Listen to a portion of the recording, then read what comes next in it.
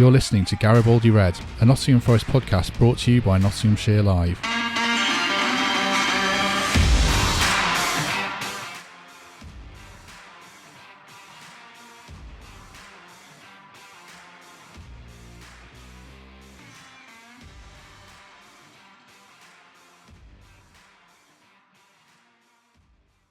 Hello, welcome to Garibaldi Red. My name is Matt Davies, hosting as normal, and we're here to discuss Steve Cooper's first game in charge and what happens next after the 1-1 draw with Millwall. Joined today by, first of all, Reds fan Mikey Clark returning to the show. Mikey, good morning. You well? Morning, Matt. Yes, I'm great. How are you? Yeah, not too bad, not too bad. And I think he's making his debut on the show. He says he is. I think he's been on before. But joining us today is former Radio Nottingham presenter Robin Chipperfield. Chippers, on the other side of the world, are you well? Yes, I'm good, thank you. I'm good. I'm sure it is the debut. I mean, Matt, I wouldn't forget appearing on YouTube or a podcast with you. So I'm pretty sure it's I was going to say debut, or as they say over here, it's the big debut. Big debut, they do, don't they? The debut, actually? yeah. Yes, true. How is it on the other side of the world? People will be interested to know how you're getting on. Yeah, good. Yeah, really not regretted it so far. There's nothing, apart from friends and family, there's nothing I would miss, really. It's settled in really well. Always wanted to live here, so I've been here lots of times on holiday, so there weren't too many surprises, but no regrets so far. Do you miss match day? I mean, I know I saw you commentated on a test match, which is obviously fantastic, and you've been doing football over there. But do you miss the buzz of match day in Nottingham or not? I think I'd probably miss it more now than say the last 18 months. You know, I've watched quite a few games, and it's just when there's nobody there, it's not the same. And it's the Premier League I found incredibly dull last year. I didn't care who won it. I didn't care who won games because it felt like watching reserve games on video. It was dreadful to watch. So I kind of, in that sense, I've not missed the last 18 months. I think it'd be different now with crowds being back, there being an atmosphere, and especially the last couple of weeks where there's a bit more of a buzz about the City Ground from the impression I get. A new kind of fresh start, new start. But look, I did it for 20 years, and time to do something different and explore doing different things. So, I mean, to be fair, changing manager and feeling having the feelings about a new manager is not something I've missed. It's not been a big shock that Forest have changed their manager, because I don't know how many I got through in 20 years, but it would be at least 20, I would think. Well, yeah, you've got enough to talk about, and I know you're doing stuff on YouTube again now, so discussing your time in Nottingham, and we'll talk about that at the end. We'll let you do your shameless plug. Don't worry about that. Something on the Graham Norton show, isn't it? Exactly. Yeah, celebrities, as you are, only come on these things to plug something they've got to sell. So, yeah, we'll do that later. Looking at the game, first of all, then, Mikey, it was Cooper's first game in charge. You were there. Just give us your overall verdict on the match. Was it a fair result, do you think? Oh, absolutely, yeah, fair result. Do you know what? I quite enjoyed it. I think what Chippers was just saying there around how football's been in the last sort of 18 months. I think this is the first game I've been to for about 2 years that I sort of genuinely enjoyed. And I don't know whether that was because, Cooper arriving, there's a bit more of an optimistic feel around the ground. And you did feel that even when we went 1-0 down. I think 1-0 down a couple of weeks ago, they would have got booed off. I didn't hear a single boo at half time. And I think that was because people were just intrigued just to see how we'd respond with a bit of new leadership. I think in general, the game, I did enjoy it. It was exactly how I thought it would be. I think the game before the first lockdown, the last game before we initially went into lockdown was Millwall, I seem to remember, and we got absolutely thumped. So 3-0, yeah. Yeah, you know what to expect from Millwall. They're not going to blind you with science, or it's not going to be tiki-taka Barcelona. I think there was one point in the first half where they had a free kick on the halfway line and both the centre-backs went up front and they just lumped it. And I quite enjoyed that because I'm a bit old school, and our three centre-backs in the main coped with it okay. So I enjoyed the game. I enjoyed what they brought to the table. It was exactly what I thought was going to happen. And I enjoyed our response. Some parts of it anyway. We struggled when Graben went off. I know we're going to talk about this in a bit, Matt. We probably need to look at what we're going to do as a team when Graben's not in there. There are options other than maybe what was showed. I think a draw was the fair result. We played some half decent stuff. I wasn't surprised with the starting lineup. It was always going to be the same team, because if it went wrong, Steve could have said, well, look, I kept the same team that did brilliantly well the week before at Huddersfield. It didn't go wrong. We got a point. We've got to start somewhere. It's going to take a bit of time to sort of turn us around. I wasn't expecting us to, play like we did maybe a few seasons ago, fast, fluid, attacking football. I think that will come in time. But in general, I was not surprised. I was pleasantly sort of enthused by it. I thought the reception that Cooper got, it was never going to be a Stuart Pearce homecoming, of course. But it was, generally really, really positive. And I think a draw was the right result. And I'm more interested to see, I think there's an international break coming up, Matt. Another one. We seem to have one every week. So once Steve's had a bit of time to work with the guys, maybe trying to implement some of his own methods, I think you might see a bit of a shift from that point.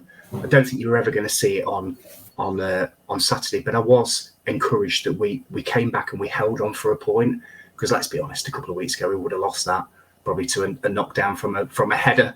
But yeah, in general, Matt, fair result. I was quite enthused with what I saw, and it's all about the next few weeks, I think, trying to get that understanding of what Cooper's going to bring to the table. Hopefully we might see a bit more sort of front foot football rather than what we've kind of seen in the past. But yeah, I was pretty happy, Matt. Good. We can edit this bit out. Can you hear my Hoover going off outside? No. Good. Okay, I'll get this edited out. The cleaner's here. She's hoovering really loudly outside. The cleaner's here. Cleaner. Yeah. Dear God. Actually, I might not edit this out, because then you two can scoff at me. We'll just crack on then. So Mikey talks there, Chippers, about the atmosphere and the reception and everything. I mean, like we've touched on, Forest have had so many managers, and Cooper's like the 19th, I think, since the Premier League era.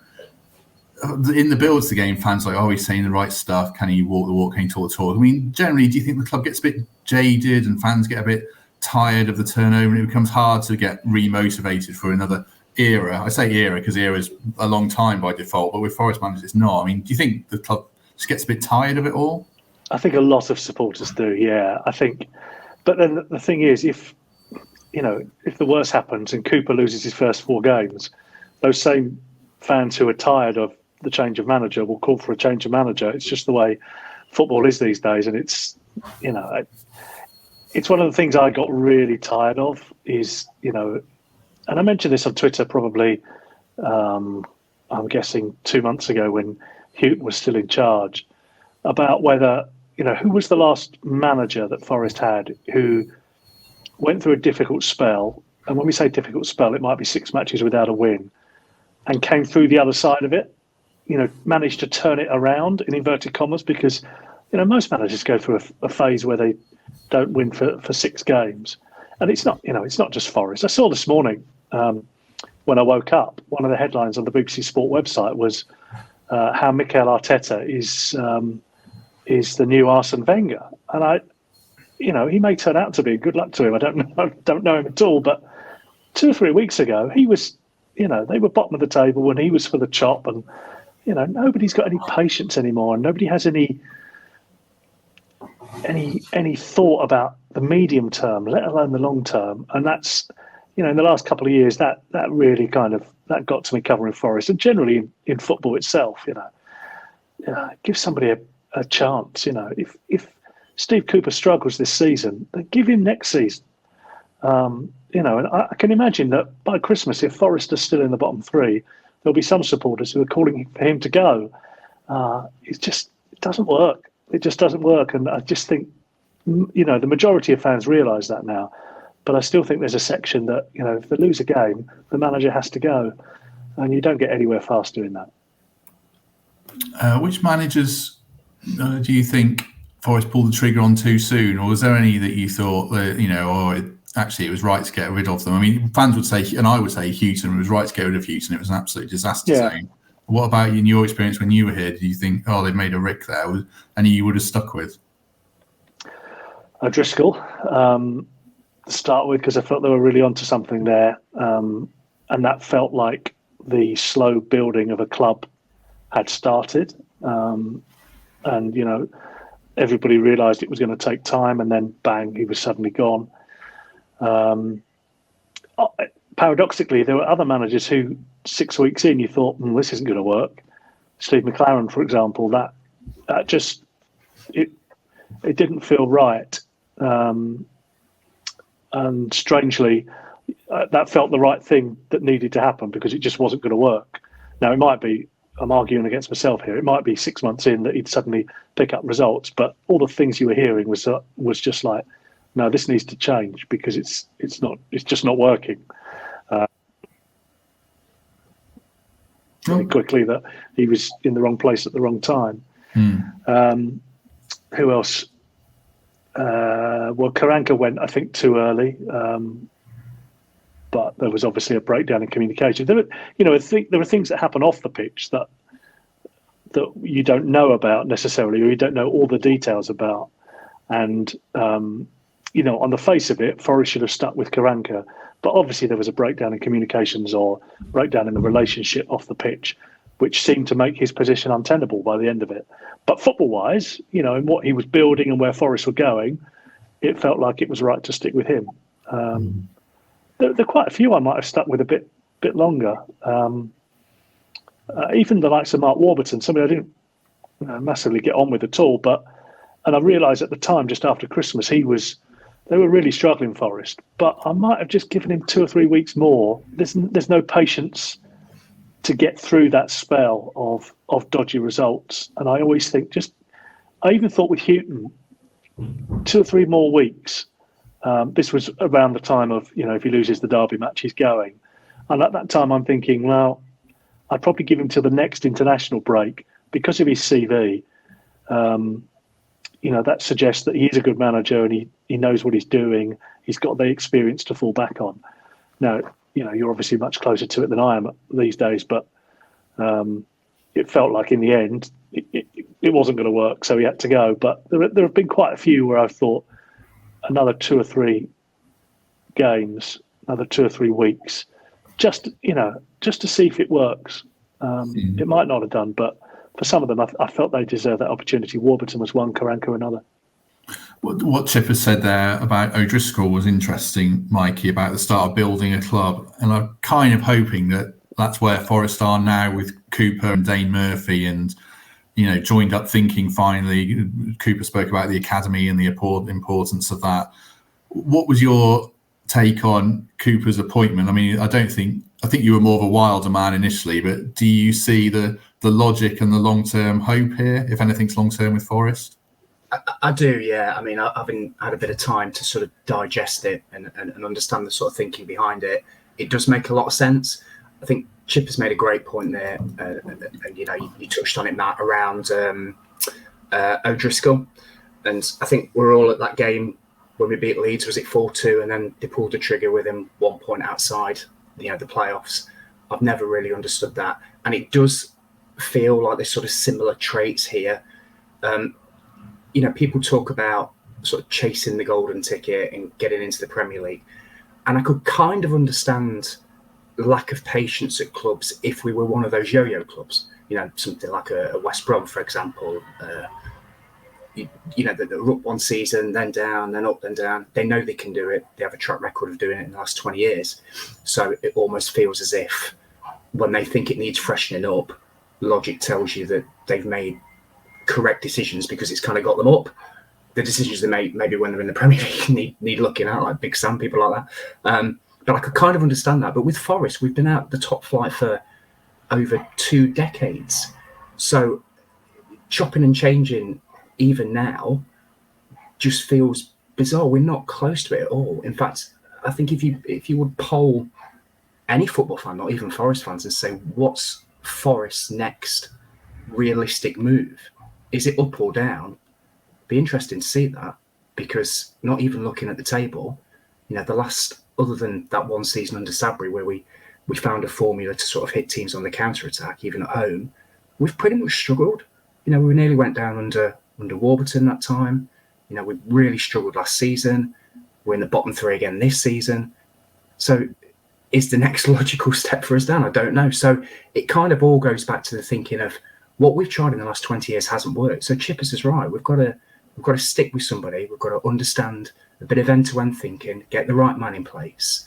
And you touched on it there, Matt. Is it Cooper? I think it probably is, because I think with all the people that were available, and yes, you're right, I was championing Chris Wilder because I think he's a man manager who gets the best out of the teams. I loved watching, shouldn't say this being a Forest fan, but I did enjoy, should I say, watching the Sheffield United team play when they went up that season.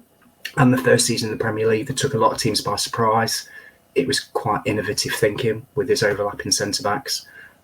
Enjoyed that. And I thought he could have bought something similar to Forest. I'm not sure I'd ever want to see Figueiredo overlapping, but you get what I'm saying. I'm sure he could have come up with something a bit innovative. But I guess if we're going to stick with somebody beyond the season, beyond 2 seasons, beyond 3 seasons even, it's got to be somebody that aligns with the thinking that underpins everything we're trying to do. So we've got a new CEO. We're trying to build a lot of young players. We're trying to be a bit more of a sustainable club. I think somebody asked me the other day, what was the last player we bought and then sold for a profit? And I was really struggling to think of it. I don't even know if I've got the answer. But that tells you everything you need to know. We can't keep relying on wonderful academy kids coming through and then selling them to fund what was an ineffective transfer strategy. And I think Dave Murphy and his team realised that. So if they want Steve Cooper and Steve Cooper's his man, you've got to support it. And I think the vast majority of, I was going to say intelligent Forest fans, that's pretty harsh. I think the vast majority of people that kind of see beyond what they see 90 minutes on a football pitch will hopefully understand that this is part of, fingers crossed, some long-term thinking from Forest, the first time in probably since O'Driscoll. So yeah, I think he's the right man, Matt. I think you've got to trust him. I completely endorse what Chippers has said. If we're struggling around Christmas, there's no point going back to square one because it's not worked in 22, 23 years. So I think he should be here for the long term, and we all need to sort of get behind him, I think. Was it a Sombalonga, Chippers, last player for us sold for a profit? Or Antonio? Are we going back that far? I was going to say Antonio was my guess. I can't think of anybody since then. Antonio, they bought for about $1 million, didn't they, and sold for 6. 7. Memory serves. 7. Yeah. Not many though, is there? There's not many. No, there's not many. No. And the Sombalonga they bought for 5 and a bit and sold for 13. If memory serves. I mean, there've obviously been academy players that have moved on pretty much each summer, but obviously they've not bought them to start with. I think it's a really interesting point that, I remember the Antonio thing was like, people were really upset about it, but actually, in a sense, it shows a club is working in the sense that they've bought a player, £1 million is still a lot of money, but they've bought a player relatively cheap. They've developed him. They've made him a better player under good management, under good motivation, and they've sold him at a profit. You look at Brentford. Brentford do that maybe not anymore, but Brentford have done that every year. You think of the players that Brentford have sold for loads of money.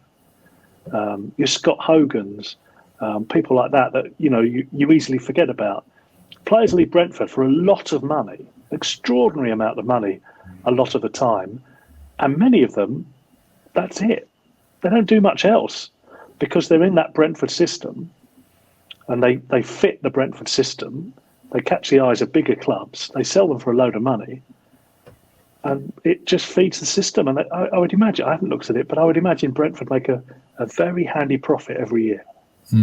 Yeah, I mean, that's what Forest have to become, isn't it? I mean, Brentford sold, like you say, Watkins, Ben Rama, players like that for 20-odd million quid. And Forest, you don't want to say you're a development Bournemouth, club.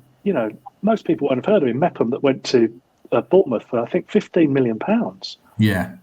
It might have been 20. Every year there was somebody who went and they just went, right, we know exactly how to replace him. Yeah. And in the end, you get to the Premier League, ideally, if you're Brentford, don't you? Yeah. Now Brentford don't have to sell players. And if they do sell Ivan Toney, it's going to be for 50 million quid instead of Absolutely, 15, isn't it? Yeah. I mean, I think that's the way Forest are trying to go, isn't it, Mikey? With Dane Murphy, the policy of signing players under 26 now, it makes sense. Fans might not like it because they don't want to be lower down the food chain, but that's the modern football food chain as it is, isn't it?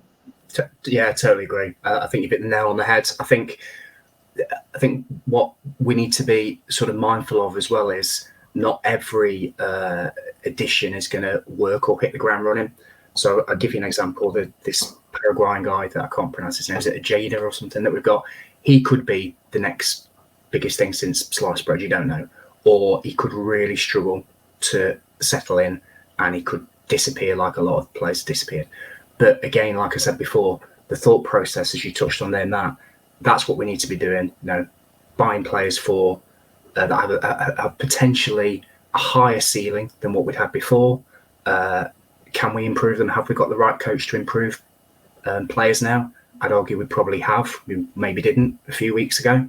And I think that's the thinking that needs to go on. But this isn't just a 1 or 2 month thing. This isn't a 1 or 2 transfer window thing. This needs to go on continuously for a number of years until we sort of turn that tanker and we start going in the right direction. And I think it's the right thing to do. We need to cut our cloth accordingly, understand the food chain, which I think they do.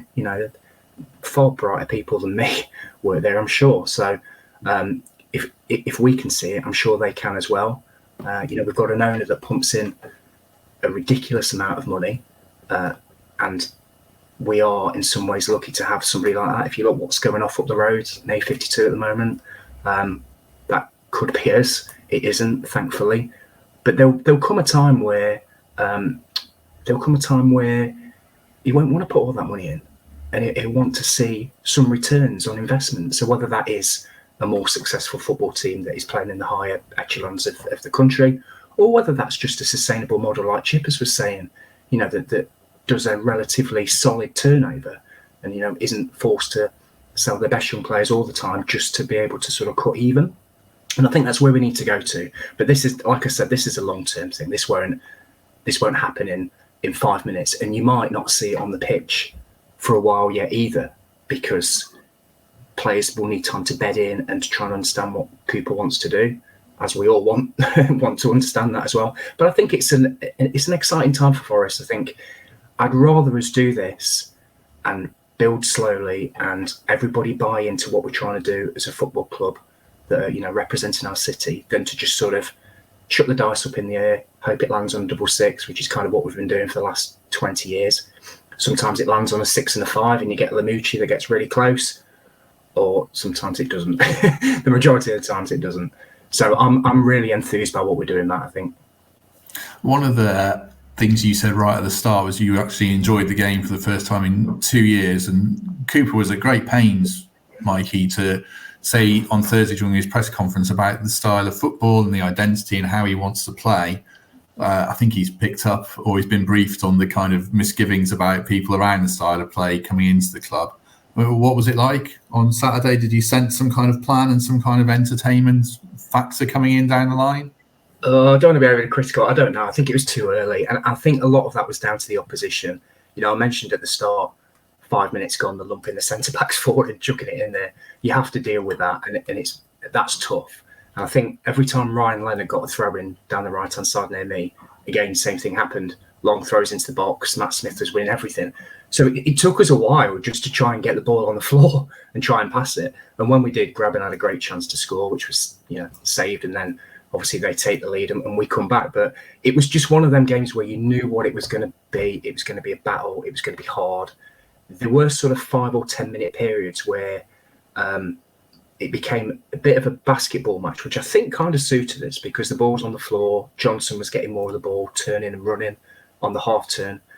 Every time it went stop-start, it suited Millwall because they take a breather. Their team is absolutely massive. I don't think there was a player under 6'3", and they, a bitty stop-start game really suited them. So I think it was a bit too early to tell for Cooper. I think you'll see more, I believe, of what he's trying to bring to the team when we play teams that are a little bit less rugged, should I say. I think Dave Prutton was on here a couple of weeks ago, Matt, and he was talking about Barnsley being a assault on the senses last season, and that's what Millwall were on Saturday. And I enjoyed it because I don't see that every week, and it's a bit old school. And I enjoyed the way we dealt with it in the main. And the point was a fair result, but I think it's too early to tell Matt that you've got to stick with him, give him time, international break, and then hopefully you'll see what he's trying to do. And whether he stays straight at the back, that's an interesting one, because our squad would suggest that might work with our two new sort of fresh, young wing backs, and it gives us that extra defender in midfield at the back, to deal with crosses, whereas we were shipping in goals earlier in the season. So I suspect he might stick with it for a little bit, the formation. I know he sort of flipped between that and a back four at Swansea, but again, once he gets to know the players, I'm sure he'll stick to a sort of favoured formation. But I'd be tempted to stick with a back three because I think we've done all right, Matt. It's interesting hearing him talk so much about an identity and a style of play. I mean, Chippers, you've seen Forest in person more than I have at games in the last 20 years, but obviously I've watched games as well. I'm trying to think how many Forest teams were even likeable, if that's the right word. I don't know, enjoyable. It's not, Forest seems to think they have this Forest way of playing, but I'm not really sure they have always been that good a team to watch. How many teams can you think of that you actually liked watching in your time? Paul Hart's team was the best team I saw in terms of results and the football they played. Billy Davies' first time round was excellent at home, really, really good to watch at home, but had its moments away from home where it wasn't afraid to mix it up and could be quite defensive away from home in that first spell, successful in doing it, but would do things away from home that you wouldn't necessarily want the Forest side to do, particularly at home. But away from home, they were resolute, they were gritty, they showed nous, to use a phrase. There was plenty of game management away from home. But they were brilliant to watch at home, fantastic to watch at home. I thought O'Driscoll's sides were good to watch, generally away from home. They were kind of nicely naive. They were a little bit open at times, but it was good to watch. I think they've been good sides to watch. There's just an expectation, I think, at home that Forest don't defend for their lives necessarily, that they play on the front foot, again, to use another cliche, but they press high and they put opposition under pressure and they'll try and win 2 or 3-0. I think that's the expectation. Some managers have come in and you thought, I'm not sure their football would suit Forest. Gary Megson is one of those. Joe Kinnear was another one of those where you think, well, that's an odd appointment because that doesn't fit the style and it's completely different to what had been happening before. If you remember, Joe Kinnear came in after Paul Hart. Now, they're just polar opposites in terms of the way they play the game. And then it was Gary Megson afterwards, and that was very different in terms of his management style to Joe Kinnear, who was very laid back beforehand. So, but in terms of football, Forest fans just want to see a team go for it, I think. They don't like dour defensive football. And that was the criticism of Lamouchi, even though he was winning games. Still got plenty of criticism of him for being dour and boring. And I was thinking, well, it might be, not overly attacking at the moment, but it is winning. So be grateful for that. And as it turned out, I was kind of corrected that because sooner or later that became undermined and, the spiral began. Yeah, Gary Birtles used to keep saying to me that they're lucky to be where they are and it's not going to last. It was interesting. I wasn't sure at the time, but he was certainly proved right. I mean, do you think Mikey Cooper starts from quite an advantageous position in terms of entertainment because it was so devoid under Houghton and league position as well? Yeah. I mean, Forest fans will be happy to see the ball pass on the floor 5 yards now, won't they? But it wasn't a controversial departure, was it? That if you ask Forest fans, you tell me, but I would think that 85-90% were in favour of a change. So it wasn't as though there's somebody to pine after that's gone. I don't think Forest fans are in that position. The vast majority would think it was time to make a change. So therefore, Cooper has, if you compare that to say after Karanka had gone, where there wasn't that feeling of there needs to be a change, but there was a change. I think it's a completely different atmosphere, and therefore Cooper starts in a much better place. I think Cooper might be a bit like Billy Davies, Mikey, in that first spell. Go for it at home, be resolute away, from what I've heard about him. I hope so. I hope you're both right. I think you're right, Chippers. I was struggling to talk to anybody that thought that was a wrong decision in terms of making that managerial change a few weeks ago. And yes, I guess when you're starting from such a sort of low ceiling, the only way is up. But never say things can't get worse, because they can. But I think you're right, Matt. I think it's just the small things that might go a long way. So, rather than whacking the ball down the channel, which we have been doing pretty much all season, trying to pass it into midfield, perhaps trying to get it out wide, overlapping some of the stuff that I haven't seen. I saw a bit of on Saturday.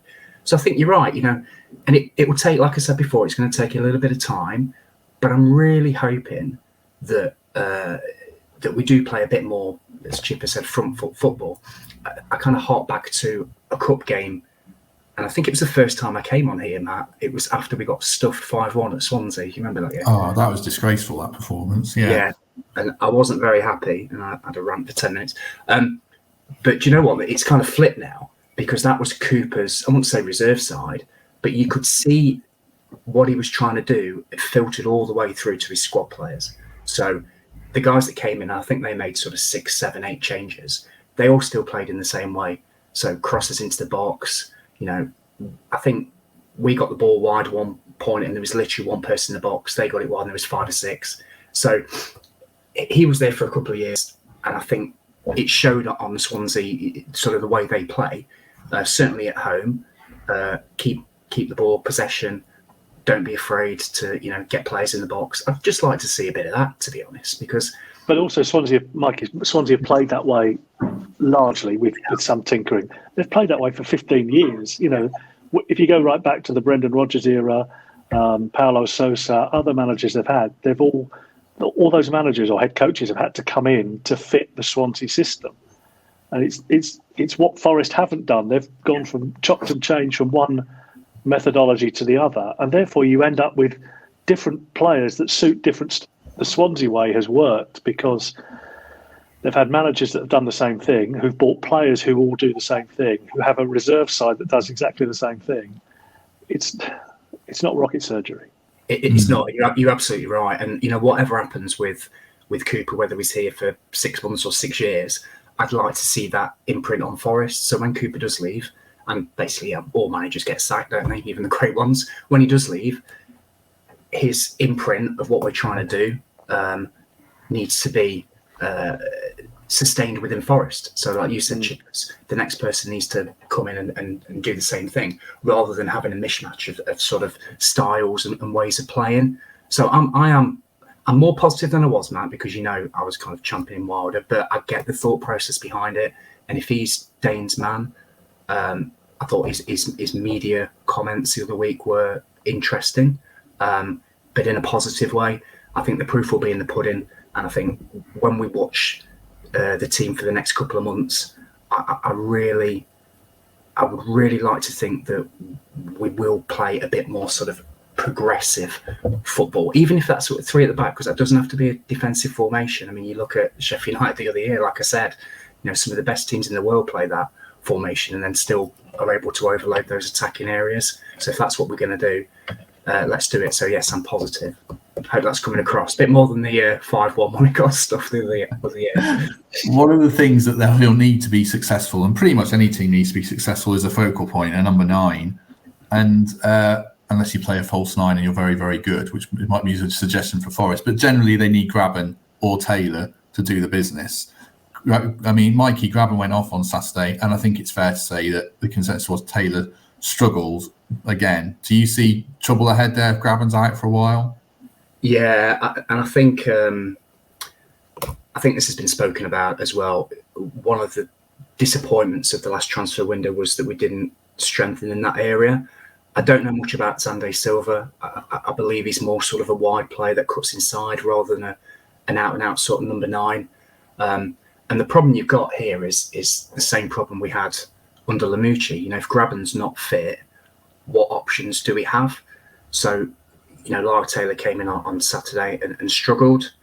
I think what I'd like to see Lyle do a little bit more of, if he's going to get given a chance of being in the team, if Graben's out for a sort of sustained period, rather than sort of pin himself up against the centre-backs, maybe try run the channels a little bit, drop a bit deeper as Graben does. Graben's quite fluid in that way. He's quite comfortable as a number 10 too, where I think Lyle does play as that target man. And because we're sort of trying to get our confidence back and maybe sitting more on the back foot than we'd like to, he does get isolated. So there were a few moans and groans during the game, mainly from me and a few people around us.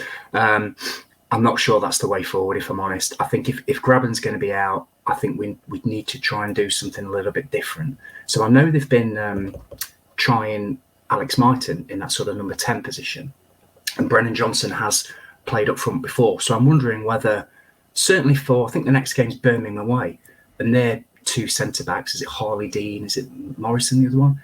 Absolute massive units.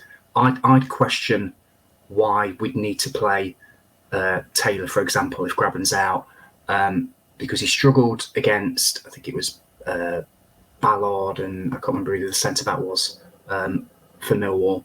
He struggled to win headers there, and I don't think he's going to get much change at Birmingham, to be honest. So I'm wondering whether we could use that as an opportunity to try something a little bit different, try sort of more quicker, nimbler players, which would in turn, you'd think, encourage us to keep the ball on the floor a little bit more, because we don't necessarily have that big focal point up front.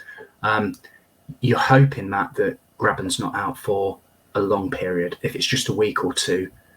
But again, you're in the same position where you've only got Graben, and I think that needs addressing in January. But this could be, and I prefer to be positive in times like this could be an opportunity for us to maybe try something different. And I think playing the 3 at the back gives us an opportunity to do that, to have somebody dropping a little bit deeper from the front, gives us that extra insurance at the back. So I think that's the way I'd go, Matt. I think I'd try something a little bit different and just have Taylor maybe as that option, 10, 15 minutes to go if things really aren't working and we need to be a bit more direct.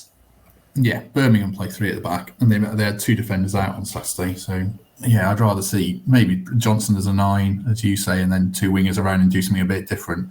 What did you make of Graben when you were here, Chippers? You must have interviewed him a few times. I find him an interesting character psychologically. I always think he wants to be the man and likes the pressure or the focus to be on him. What did you find when you interviewed him? I quite liked him, actually. He was kind of quite thoughtful as a person.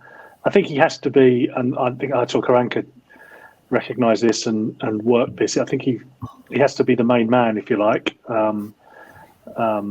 in the team, and given his record before Forest and also at Forest, well, I would imagine his record is pretty good in terms of goal scoring, generally across his Forest career. I think he's earned the right to be certainly one of the main men, and he was certainly a main man under Aitor Karanka. I always think in interviews I think he's quite bright, and I think he's got more to say. I think he will be perhaps when he worries less about what he does say. Most players are like this; they don't want to upset the opposition or wind up anybody. But I think once he finishes his career, I think he'll be a really good pundit and quite an intelligent pundit. And I think he seems to think about the game quite a bit. And I always feel he's got more to give in interviews than he does give, which is probably a sign of his kind of intelligence, that he can actually rein himself back a bit and not go down avenues that he doesn't want to in interviews post-match. But yeah, I quite liked Lewis Graben to talk to. He was, as I say, an intelligent guy, thoughtful guy, and wasn't necessarily one of those that came up with the answers that you would expect to hear. Yeah, I think he's one of those players that needs an arm around his shoulder daily and being told you're brilliant and you're the man for us, and probably not the other way, which is fine, because I'd be the same as well. It's the way you got me on here, isn't it? So it works. Exactly. If anyone tells me I'm rubbish at anything, it just breaks me. So yeah, I don't blame Graben for that if that's the case. Another thing, and this was one you wanted to talk about, Mikey, around Forest and how they play. Obviously, the strikers are key and the wing-backs are key. And if you're going to push the wing-backs on, you need 2 central midfielders that are going to offer some protection and some dominance of the ball. Forest didn't really have that against Millwall, did they? Is that a concern of yours? Yeah, it is. Dominance is a good word, actually. I think if we hark back to, and I know it was a different formation, hark back to, say, Uchi times where we had big Sambasau in there with Silver and Ben Watson. We used to bully a lot of teams, dominate the centre of the park. Even if we didn't have the ball, it was impenetrable. And I'd even hark back to, say, Billy Davies era under, we had Paul McKenna in there. And he used to just sort of hook the ball over his shoulder 5-10 times a game. I didn't see that once on Saturday. It was too nice. I think Millwall had, I think it was Kifton Beld and Saville in there, and they just bullied them. If I'm being honest, there were times during the game where they were just being pushed around. And Garner is a fantastic footballer, and Yates is useful as well. It's just if you're going to play two of them, certainly in this system, and you don't have a Sambasau with them, or you don't have a Ben Watson or a Paul McKenna, there's times when they're going to get bullied. And I'm not just talking about Millwall, I'm certainly talking about away from home as well. So Birmingham game worries me, some of the characters they have in midfield. I think it's something we need to look at. They are two essential, good, young, players. Certainly, Garner's a ball player. It's just getting that mix right. I don't know what the answer is, certainly in the squad. I mean, a few people might be listening to this and say, do we give Cafu a go in there? I'm not sure that's the answer, to be honest. I just think perhaps if we're going to play two in midfield, is Garner and Yates a combination that can work successfully in, the remaining sort of 40-odd games? That does worry me a little bit. It's just a little bit lightweight. Because even when Paul McKenna was in there, a few years ago, he had legs around him. He had a Chris Cohen, Anderson, players like that even when we played a four, backed up to them. I don't necessarily see that at Forest, although the wing-backs have done fantastic. It's just an area of the pitch where it kept sort of breaking down for Forest, and we were being not necessarily overrun by numbers, but just overrun by experience and know-how. And that would worry me a little bit. I guess one option could be, I spoke about if Graben's out a little bit and playing Johnson a bit deeper or Mighton a bit deeper, and then making that a three in there. That's an option. But then again, that takes away from sort of that last end of the pitch. So I'm not sure what the answer is. I'd just like to see in January as a look at addressing that with some experience, somebody quite powerful in there that can take a game by the scruff of the neck and, give Millwall, for example, a bit back when they were sort of getting stuck into us. So yeah, I think it's not a worry. It's just something which I think is quite evident, especially when you play teams that are quite physical. They've got a Jada, but I think a Jada is another Garner. He looks like a ball sprayer rather than a ball winner. There's so much emphasis on Yates to really come good, and I'm a big proponent of his and a big fan of his. But I think he probably does need to start kicking on this season and really bossing games. What do you make of Yates, Chippers? He seems to even when you were here, fans were divided on him, and it's ever more so the case now. He's another player who speaks well in interviews. What was your take on Ryan Yates when you were here? Yeah. Tell me one manager, I don't know, how many has he played under? 6, I would think. Tell me one manager who's left him out for any spell. Yeah, well, there isn't one, is there? No. So, in the view of 6 different managers who know more about the game than I do, and I would suggest most people, they always pick him. Now, there must be a reason for that. Players have come in and players have left, some of them pretty quickly. But he generally plays. I mean, he played 40 games a season, I would estimate. Be out suspended for a couple of 3. Every manager picks him. They know more about the game than I do, so I go with that. Yeah, true.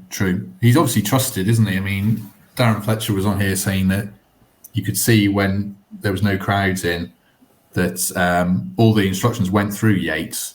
He seems like someone you can rely on. You know what you're going to get from him, don't you, Mikey? And too many players Forest have signed, you don't know what you can get from them, or frankly, they don't look like they care particularly. And I don't think Yates is in that bracket, is he? No, absolutely not. No, I like Ryan Yates. I think he's a really good member of the squad. His attitude is fantastic by all accounts. He's a bit like, say, this generation's. I know Ben Osborne, same thing went with him. Chippers, every manager picked him because he from what he gave to the team and the squad and his attitude, probably more than anything. How have Forest done since Osborne left? No, yeah, that's exactly. I do think though, back under sort of Lamucci, for example, Thiago Silva, he's a big miss, by the way. I still can't get over sort of selling him. We used to make that a 3 in midfield, so they used to complement each other. Silva, Sal, Ryan Yates, Ben Watson, whoever. There used to be sort of 3 in there, and now there's sort of only 2. And I just thought on Saturday they got bullied a little bit, but I still think there's a place for him. I just need to. I'd like to see us try and find a solution to that. Maybe get him some help or some support. But I agree with you, Matt, as well. I think is Yates 24 now? Have I just made that up? 20? Yeah, I think so. 24, 25. So he's not 19, 20. This could be the season that he kicks on, and hopefully he'll make me eat my words a little bit, and be that dominant force in the centre of the park and allow Garner and Jada to be the sort of ball sprayers. And hopefully I'm completely wrong. He's 23. Did him a disservice. Just Googled him there, so he's got a bit more time. I suppose Tyrese Vaughan is an interesting one. I had high hopes for him, but he seems to have drifted down as that kind of Sambasa rangy player. So we'll see what happens with him. Just wanted to finish before we come on to your YouTube channel, Chippers. Mikey, give us, and Chippers, your kind of hope and expectation for Forest for the rest of the season. Now they've got a new manager in. Are you optimistic? Greg Mitchell, of course, was optimistic about this season when he was on. But Mikey, how are you feeling? I'm not Greg, but no, I am optimistic. I think the more I think about it, the more Cooper's appointment makes sense. And what I saw on Saturday were hopefully the start of being a little bit more aggressive at home and being a little bit more front foot football at home. Fingers crossed. So, but I think it's going to, we're bottom 3 for a reason. We're not suddenly going to go on a massive run, I would have thought. So I think my expectations are in the next sort of 8 to 10 games, get out of this position that we're in, fingers crossed, and then try to establish ourselves, certainly at home. I think Chipper's made a great point earlier. They talk about what Forest fans want. I'd say probably what every sort of home fan wants is just teams that try and beat teams on their own patch. And I'd like to see a bit more of that. Less maybe worrying about what the opposition are going to do and more about what we can do. So I think, I don't like sort of setting targets, but I think realistically, this squad on paper, he says, should be too good for where we are at the moment. So I'd like to see that transition onto the pitch, more sort of progressive football, more players in the box on crosses, all that little stuff. And it should then knit together over the course of the season. So I think realistically, if we can get to around that mid-table point and cheer a lot of fans up at home, put on some good performances, try and win some football games, and embed these new players that have come during the last sort of transfer window. I'd like to see a bit more of that, and also maybe try and keep hold of Johnson and Martin. Has Johnson signed his new contract yet, Matt? I know they've been talking about it for a while. No. So that worries me a little bit. So just progression, Matt. Mid-table safety would suit me down to the ground. Do you think there's a good club waiting? Well, it's a good club, obviously, but a well streamlined, organised club waiting to break out there, Chippers, and give fans hope for the future? I was thinking about what the ambition should be, because the ambition should be to stay up from where they are at the moment. But win some home games would be a start. I mean, how many home games have Forest won since? And I don't know the answer to this question. Now, not that this has anything to do with it, but I left in February of 2020. I'd be surprised if Forest have won more than 5 home games since then. Mikey, you'll know better than me, Matt. Yeah. And it's who they're against, those wins at home as well. I covered Coventry. It doesn't matter. Well, yeah. I mean, I'm not bothered. Tell me, how many have they won since? Oh my God! QPR, I think we beat 3-0. Yeah, it probably would be 4 or 5, wouldn't it? Yeah, I'm struggling after that, to be honest with you. There's not many. We could probably count them on one hand. There's none this season, obviously. It tailed off massively the back end of last season. So win some home games, because I watched the highlights on YouTube, obviously, because I don't spend my time anywhere else these days. But I watched the highlights on YouTube, and I thought, actually, it looks packed. The atmosphere seemed really good. It seemed upbeat and positive. That's what it should be like. You should go to games at home expecting to win, and obviously being disappointed if you don't, but you don't want to get into a situation where you don't expect to win your home games, which I think is where Forest got themselves to. And Forest have always been good at home, so that's what they need to do. They need to win some home games, get people back on side, and then away games aren't irrelevant clearly, but it's what you do at home that matters. Chippers, like a pro broadcaster that you are, you segued perfectly into YouTube. So why don't you tell us? Did I bring it up? I did. Sorry. You were looking at the clock and thought, I've got to plug the bloody YouTube channel. It's about my new book. Tell us about your YouTube channel then. I know Forest fans have been enjoying it. What are you hoping to put out there? Weary about it.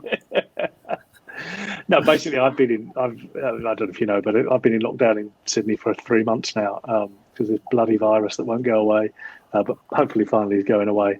And I've never really looked at YouTube apart from, once a week or something to see this, that, or the other. And I just got into it and got looking at stuff. And I don't want to go into too much detail, but there were aeroplanes on there, and I was kind of watching various aeroplane trips and people going around the world on planes and all sorts of geeky stuff like that.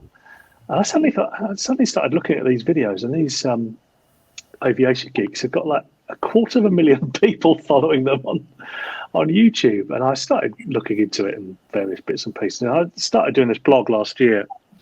There was an awful lot of work for not a great deal of reward. So I thought, well, let's try something different. While I've got the time, I've got the ability.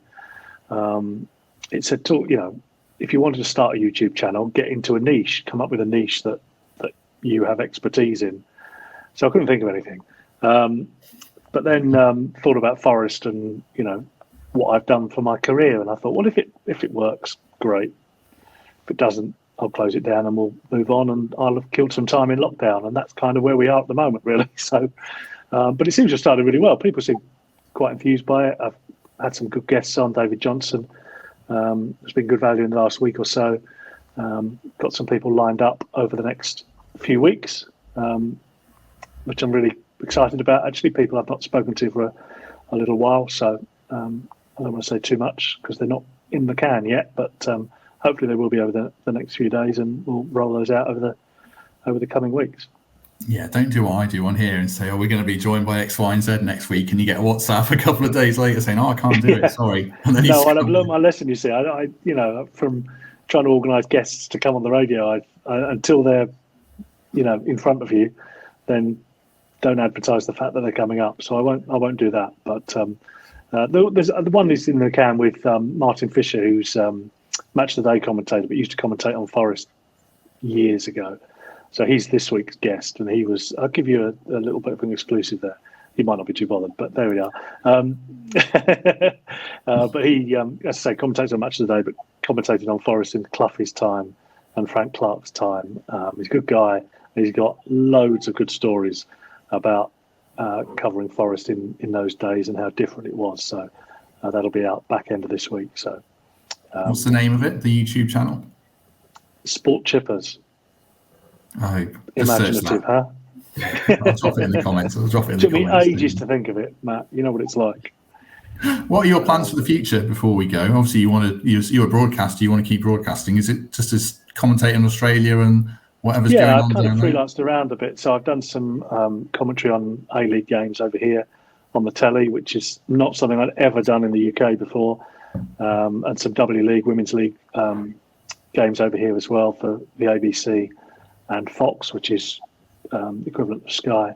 As you mentioned, did a commentary on the Sydney Test match last year on the radio as well, which was awesome, fantastic to do. Really, really enjoyed that. So, yeah, go along those similar lines. Obviously, it's difficult at the moment because there's not too much live sport around because it's all being hit by lockdowns at the moment. But as I say, hopefully that'll lift over the next month or so, and we'll move forward and get to do some more cricket and some football, which should start in November here. So, yeah, that's the plan. Excellent. It's a very loose plan. I'll listen out for you when I'm next watching a Sheffield Shield game. Yes. Is it New South Wales? What state are you in? It is New South Wales. So very good. Glad you've been doing your research. Yeah, right, a couple of New South Wales games last year, which was good. Good fun. Excellent. We'll leave it there for this week. Thanks very much to Mikey. Hope you enjoyed that. Cheers, absolute pleasure, Matt, as always. Good. Chippers, thanks for joining us on the other side of the world. In fact, I haven't even asked what time it is. You can't you can't talk from Australia without asking what time it is, can you? What time is it? 8 p.m. and before you ask your next question, 23 degrees. Oh man, it was absolutely hammering it down here this morning. The sun's out now, but I had to run down the hill to school with the kids with the umbrella up. Absolute nightmare. The weather's turned, yeah. So you're not missing much there.